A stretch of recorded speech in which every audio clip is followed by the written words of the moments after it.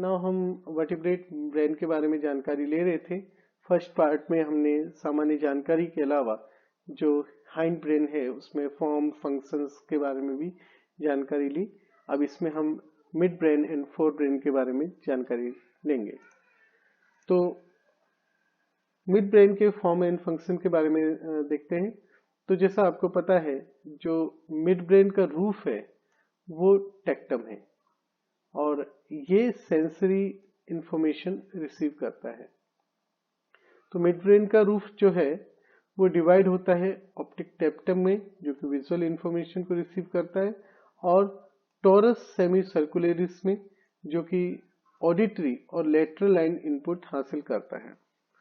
Mammals में अगर हम देखें तो जो ऑप्टिक टेक्टम है वो सुपीरियर और इंफीरियर कॉलिक्यूली में स्पेशलाइज्ड होता है। जो मिड ब्रेन का फ्लोर होता है उसे हम टेगमेंटम कहते हैं, जो कि मोटर आउटपुट को इनिशिएट करता है वाया टॉक्लियर नर्व और ओक्यूलोमोटर नर्व के, जो कि थर्ड और फोर्थ क्रेनियल नर्व है जो मिड ब्रेन से अराइज होती हैं।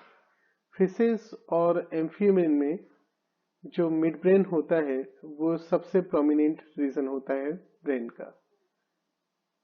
टेक्टम आई से डायरेक्ट इनपुट हासिल करता है।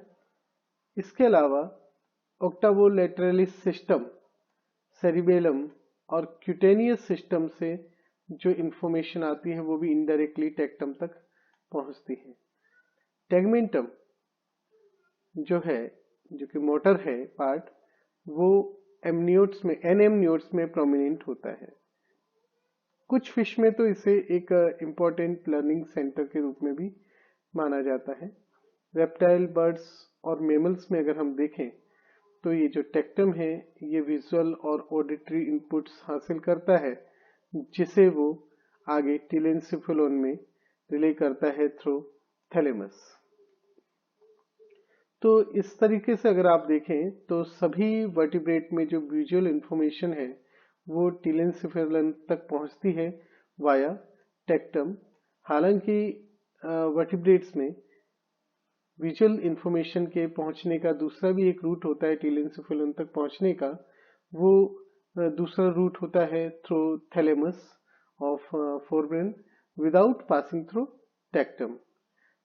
ये रूट यद्यपि सभी वर्टिब्रेट्स में मौजूद होता है, लेकिन ये सबसे इंपॉर्टेंट रोल हासिल करता है टेट्रापोड में, स्पेशली मेमल्स में। आगे हम बात करते हैं फोर ब्रेन की। तो फोर ब्रेन में डायनसेफेलॉन, और डायनसेफेलॉन में अगर आप देखेंगे तो यहाँ पर उसमें आपको 4 रीजन दिखाई देंगे: एपिथैलेमस, हाइपोथैलेमस, वेंट्रल थैलेमस और डोर्सल थैलेमस।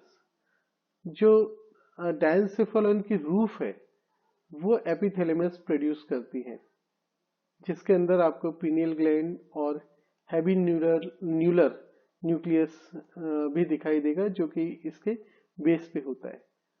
हैवी न्यूलर जो न्यूक्लियस है उसके फंक्शन के बारे में ज्यादा कुछ हमें ज्ञात नहीं है।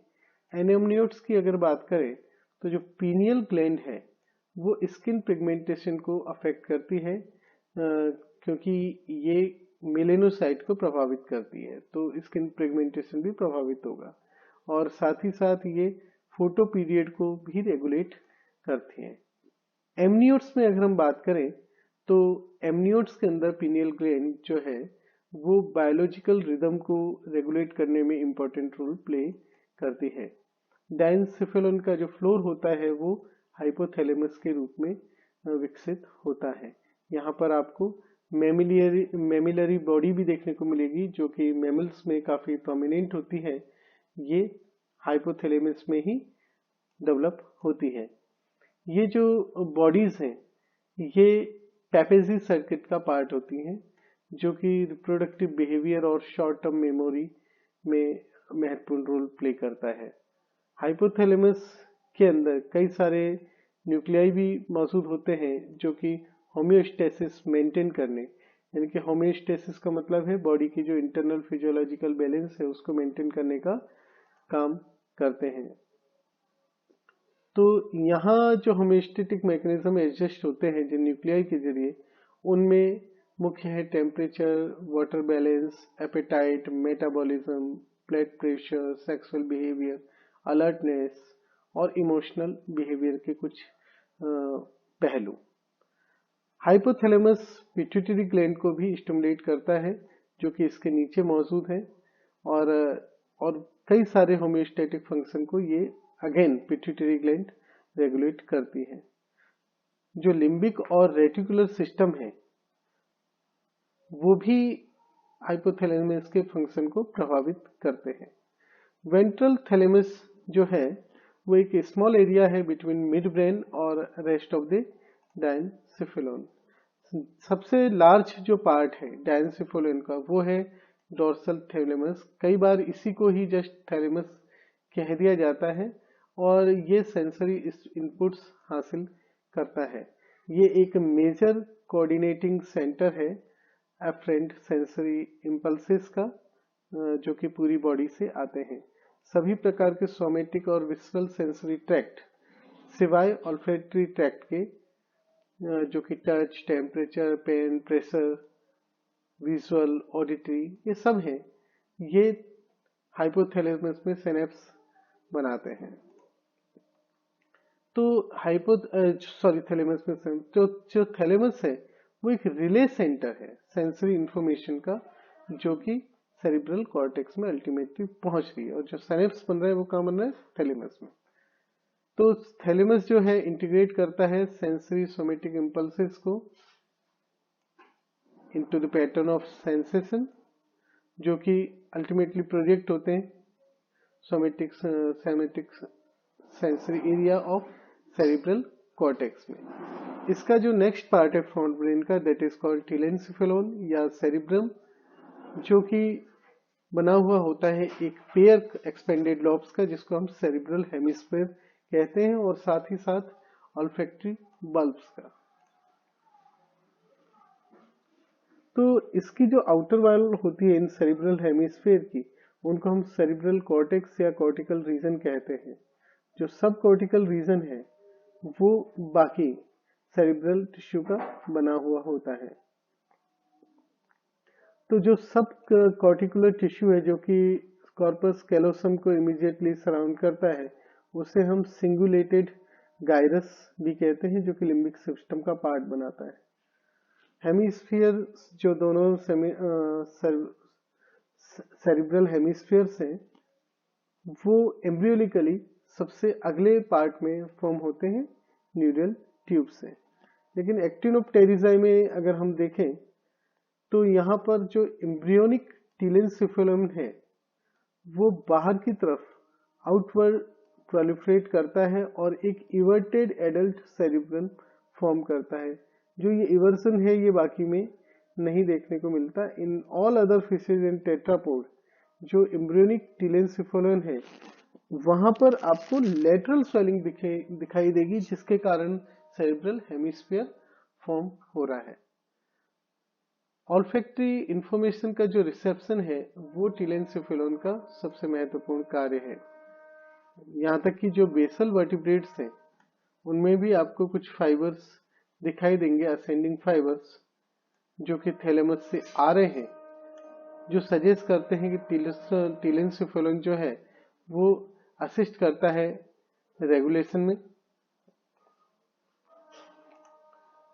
रेप्टाइल और स्पेशली अगर आप बर्ड्स और मैमल्स में आप देखेंगे तो जो सेरिब्रल रीजन है वो काफी इनलार्ज हो जाता है। अगर आप दूसरे एनामनियोट्स की तुलना में इनको देखेंगे तो बॉडी साइज के कंपेयर में उनके यहाँ 5 से 25 गुना तक, 20 गुना तक वो ज्यादा इनलार्ज देखने को मिलेगा। कॉन्ड्रेक्थियन जो फिशेस होते हैं, प्राइमरी शार्क्स जो है, रेज हैं, उनमें अगर आप देखेंगे तो जो सेरिब्रम है वो एम्फीबियन के जितना कंपेरेबल है, बट एडवांस शार्क्स और स्केट्स में देखेंगे तो सेरिब्रम का जो इम्पोर्टेंस इतना ज्यादा हो जाता है कि उसका जो साइज है सेरिब्रल हेमिस्फीयर का, वो ब्रेन का जो साइज है वो बर्ड या मेमल के कंपेरेबल हो जाता है। तो आप कई मेमल्स के अंदर जो सेरिब्रल कॉर्टेक्स है वो फोल्ड हो जाता है और एक कॉम्प्लिकेटेड फैशन में अकोमोडेट करता है ताकि वॉल्यूम को बढ़ाया जा सके। तो जो राउंडेड फोल्ड्स होते हैं उनको तो हम गायराई कहते हैं, और जो इंटरवीनिंग ग्रूव्स होते हैं उनको हम सल्काई कहते हैं। जो फोल्ड्स होते हैं वो गायराई और जो ग्रूव्स होती है वो सल्काई कहलाई जाती है, ध्यान रखिएगा। इसके अलावा एक शब्द और फिशर जिसका इस्तेमाल किया जाता है वो डीप सल्कस के लिए किया जाता है, जो सेपरेट करते हैं मेजर सरफेस रीजन को सेरिब्रम के ऊपर। सभी मेमल्स के अंदर ये फोल्डिंग्स यद्यपि शो नहीं होती। आप प्लेटिपस, ओपोसम और कई रोडेंट्स को देखेंगे तो उनका जो सेरिब्रल कॉर्टेक्स है वो स्मूथ होता है। एकिडना, कंगारू और प्राइमेट्स में देखेंगे तो आपको यहाँ पर अलग अलग स्तर की फोल्डिंग देखने को मिलेगी।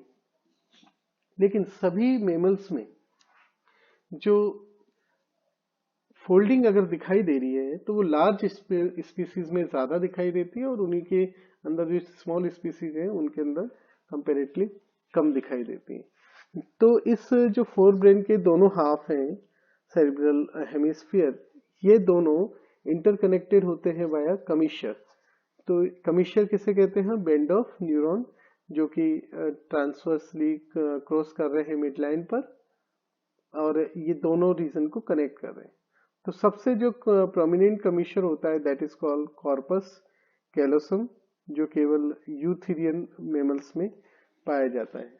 ये लेफ्ट और राइट सेरिब्रल हेमिस्फीयर में कम्युनिकेट करता है। मोनोट्रिमेट और मार्शियोपिल में देखेंगे अपन तो जितने भी कमीशरल फाइबर्स हैं बिटवीन टू हाफ्स ऑफ आइसोकॉर्टेक्स, ये एंटीरियर कमीशर से क्रॉस होते हैं, जबकि यूथेरियन मेमल्स में आप देखेंगे तो जो एंटीरियर कमीशर है उसके अंदर फाइबर्स जो हैं वो ऑल्फैक्टरी और पेरिफॉर्म कॉर्टिकस के होते हैं। बाकी अन्य जो कमीशर हैं वो अन्य पेयर्ड रीजन और न्यूक्लियाई जो कि ब्रेन में मौजूद हैं उनको कनेक्ट करते हैं। तो यहाँ हम हमारा टॉपिक समाप्त करते हैं। धन्यवाद।